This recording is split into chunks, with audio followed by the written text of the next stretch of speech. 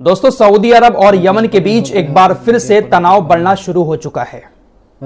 Yemen के हुतीज Saudi अरब को लगातार बड़ी बड़ी धमकियां दे रहे हैं क्योंकि सऊदी अरब यमन के हुतीज के खिलाफ थोड़ा बहुत एक्शन ले रहा है अमेरिका के कहने पर। ऐसा हुतीज का कहना है। आपको बता चुका हूं कि यमन के लोग हज करने गए थे। सऊदी अरब के अधिकारियों ने बहुत सारे यमन के हुतीज को वहां पर पकड़ लिया, जिसके बाद हुतीज ने धमकी दी तो फिर सऊदी अरब ने उन लोगों को छोड़ा।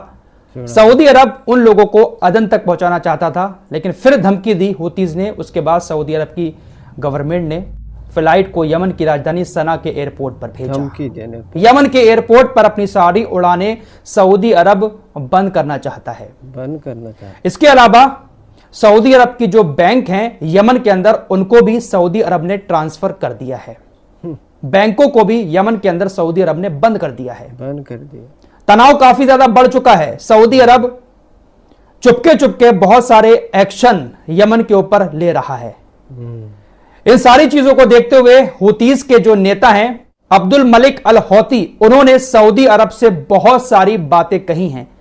सारी चीजें आप लोगों को सुननी चाहिए क्योंकि यह मामला बहुत बड़ा है।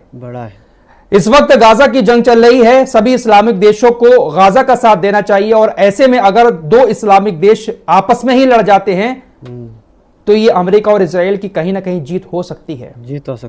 और यही चाहते भी हैं ये लोग कि ये लोग आपस में ही लड़ें।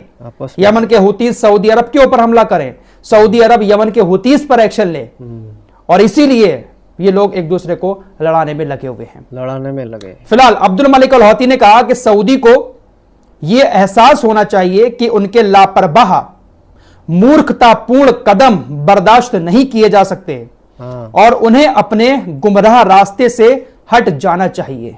बहुत बड़ी बात कही है और भी बड़ी बड़ी बातें कही है, सुनते रहिए।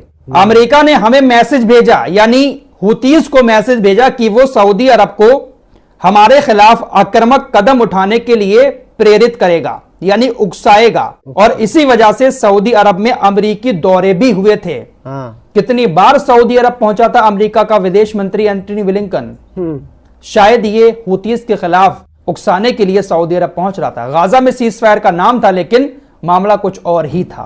अब्दुल मलिक अल हौती कहते हैं कि सना से बैंकों को ट्रांसफर करने का दबाव एक पागलपन और मूर्खतापूर्ण कदम है और दुनिया में कोई भी उस तरह से नहीं सोचता है। सऊदी शासन ने यह कदम इजराइल की सेवा में और अमेरिका की आज्ञाकारिता में उठाया है। अमेरिका की जी हुजूरी करते हुए इजराइल के फायदे के लिए यमन के अंदर अपनी बैंकों को ट्रांसफर किया है। बैंकों को ट्रांसफर करने के कदम के बाद सऊदी ने अपनी सीमाओं और संकीर्ण मार्जिन के बावजूद सना हवाई अड्डे को अक्षम करने और उड़ाने रोकने का फैसला किया। हम हर चीज का उसी तरह जवाब देंगे। बैंकों के बदले बैंक, सना हवाई अड्डे के बदले रियाद हवाई अड्डा और बंदरगाहों के बदले बंदरगाह। अब्दुल मलिक अल हौती की इस बात को जरा ध्यान से समझिएगा। ये एक धमकी है सऊदी अरब के लिए कि आप हमारे यहां पर बैंकों को बंद कर रहे हैं, सना एयरपोर्ट को बंद करना चाह रहे हैं, बंदरगाहों को बंद कर रहे हैं। हम भी आपकी इन सारी जगहों पर हमला करके आपको जवाब देंगे। और बाकायदा हुतीज की तरफ से सऊदी अरब की इन सारी जगहों का फुटेज भी जारी किया गया है कि हम सब कुछ जानते हैं कि आपकी कौन सी जगह पर क्या चीज है। आगे कहते हैं कि अमेरिका सऊदी अरब को एक व्यापक युद्ध में शामिल करना चाहता है, जिसका अर्थ है कि हमारे और सऊदी अरब के बीच स्थिति फिर बिगड़ जाए, फिर से तनाव अपने चरम पर पहुंच जाए, जैसे पहले हमारे और सऊदी अरब के बीच स्थिति बिगड़ी हुई थी। अमेरिका एक बार फिर से इसी जुगाड़ में लगा हुआ है। अब्दुल मलिक अल हौती ने आगे जो बात कही है ना, ये बहुत बड़ी बात है। ध्यान से सुनिएगा। उन्होंने कहा कि ये जो कुछ हो रहा है, सऊदी अरब अमेरिका के कहने पर हमारे ऊपर ये जो एक्शन ले रहा है, हम इन सारी चीजों को सहन कर रहे हैं। हमारे अंदर बर्दाश्त करने की बहुत ज्यादा क्षमता है और हम सहन इसलिए कर रहे हैं क्योंकि इस वक्त हमारे लिए हमारी लड़ाई जरूरी नहीं है, बल्कि हमारे लिए फिलिस्तीन की लड़ाई जरूरी है। हम फिलिस्तीन को आगे रखना चाहते हैं, इसीलिए हम सऊदी अरब के ऊपर कोई एक्शन नहीं ले रहे हैं। उसकी सारी बातों को हम बर्दाश्त कर रहे हैं क्योंकि हम अपनी लड़ाई से ज्यादा फिलिस्तीन की लड़ाई को आगे रखते हैं। इन्होंने कहा कि हम मुकाबला कर सकते हैं सऊदी अरब से, हम भी सऊदी अरब को जवाब दे सकते हैं, लेकिन फिर हमारे और सऊदी अरब के बीच विवाद बढ़ जाएगा और फिर गाजा फिलिस्तीन से हमारी नजर हट जाएगी।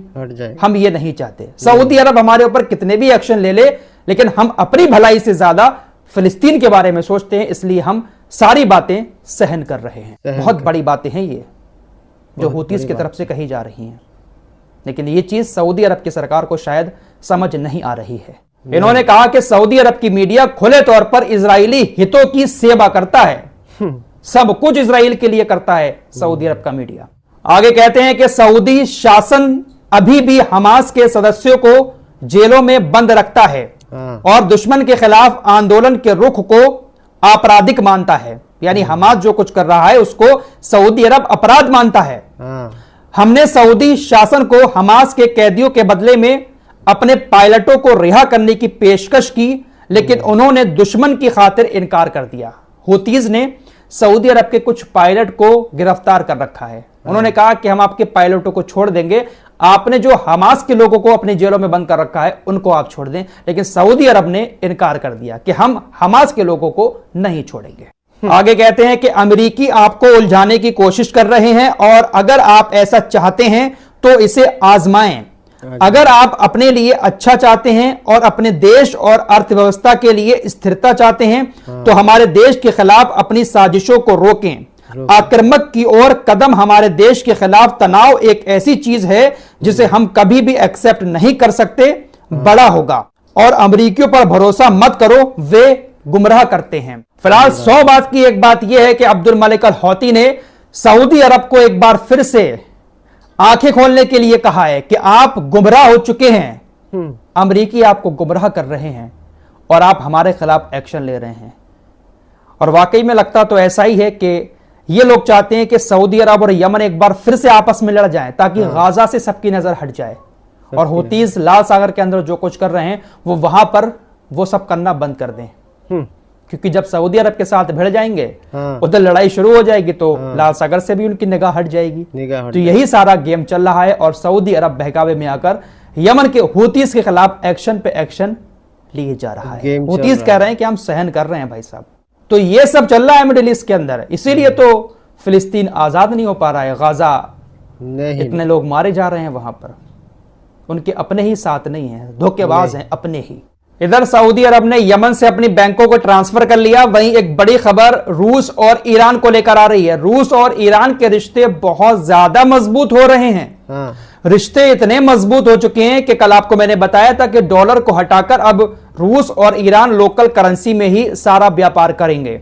रूस ईरान से कुछ खरीदेगा तो वो अपनी लोकल करेंसी में खरीदेगा, उधर ईरान रूस से कुछ खरीदेगा तो वो भी अपनी लोकल करेंसी में ही खरीदेगा। एक दूसरे को अपने पैसे इधर उधर करते रहेंगे। अब बड़ी खबर आ रही है, रिश्ते कितने मजबूत हुए हैं इसका एक सबूत और देखिए। ईरान के जो सेंट्रल बैंक के प्रमुख हैं फारजिन, उन्होंने कहा कि अगस्त के लास्ट में रूस के अंदर ईरान के लोग अपने ईरानी डेबिट कार्ड से पैसे निकाल सकते हैं। रूस के एटीएम में ईरान का डेबिट कार्ड काम करना शुरू कर देगा, चाहे फिर वो कोई सा भी कार्ड हो, इंटरनेशनल कार्ड हो ना हो, लेकिन एटीएम से पैसे रूस के अंदर ईरान के निकलना शुरू हो जाएंगे।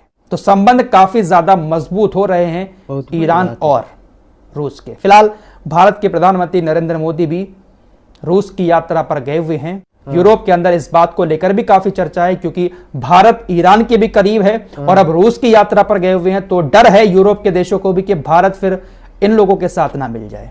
तो फिलहाल ये कुछ बड़े अपडेट थे सऊदी अरब और यमन को लेकर जो आपके सामने रखे। वैसे आप लोगों की इस मामले पर क्या राय है?